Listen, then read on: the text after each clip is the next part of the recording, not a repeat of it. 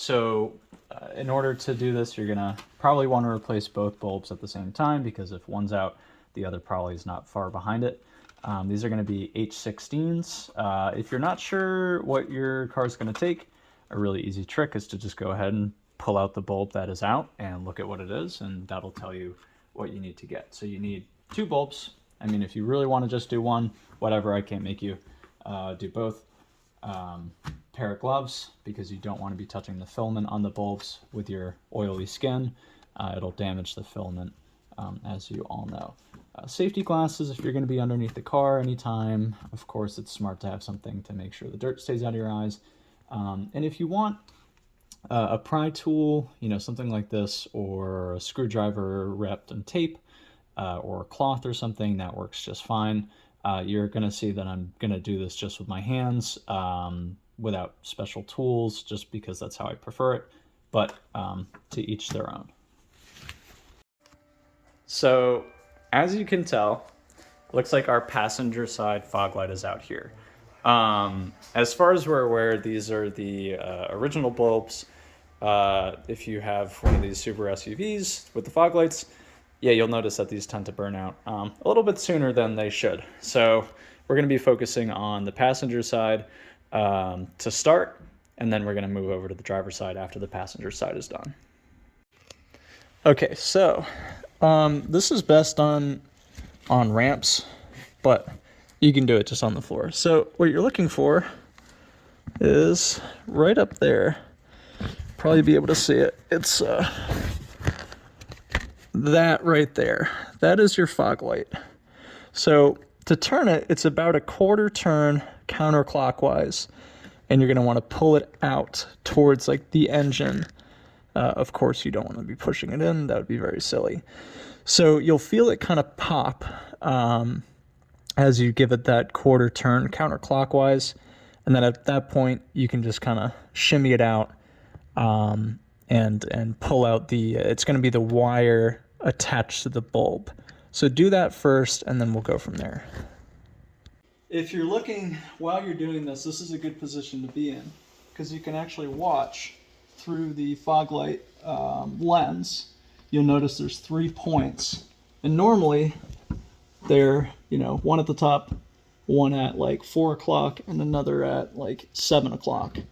And as you turn, don't know how well you can see this, but you'll be able to see the points as they get into the position where you can go ahead and just about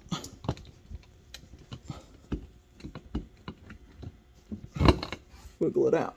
When it comes out, you can see it. And that's, yeah, now you've got it in your hand, and you should be able to feel it. And just bring it down. All right, and then that's the position you want to be in. As you replace the bulb, you can do it from this spot. So if you'll notice on the back, there's a little tiny plastic tab up about where this index finger is that you're going to want to press that guy down. You can see it right there, right at the tip of my finger. Yeah, press that down and just pop the bulb right out. And then go ahead and take your new bulb, pop it right in, and then you're going to want to install it the exact opposite way. So get it up,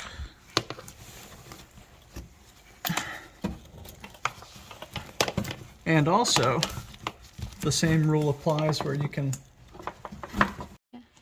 So here's your new bulb. Your old bulb is out. Just want to make sure it's going in the same way it came out. And it should. Click. Just like that. And then right after you get this in, you're going to want to go ahead and put your car in accessory mode. But not all the way on, but just enough that the battery's on. Yeah, it's on. Wow. So when you're getting it in, you don't have to be right underneath it. And you can actually watch through the hole of the light. Get it lined up, and you're going to want to turn it clockwise to tighten it.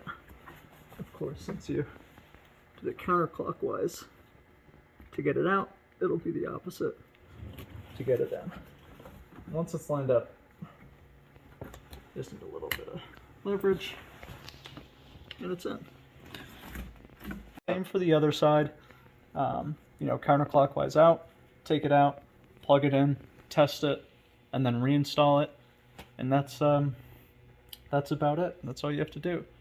Hope you enjoyed. And if you want to consider subscribing, that would be great. Leave a like, leave a comment. If you have any questions about Subaru Crosstreks or Foresters or any kind of product, just leave a comment. Thanks.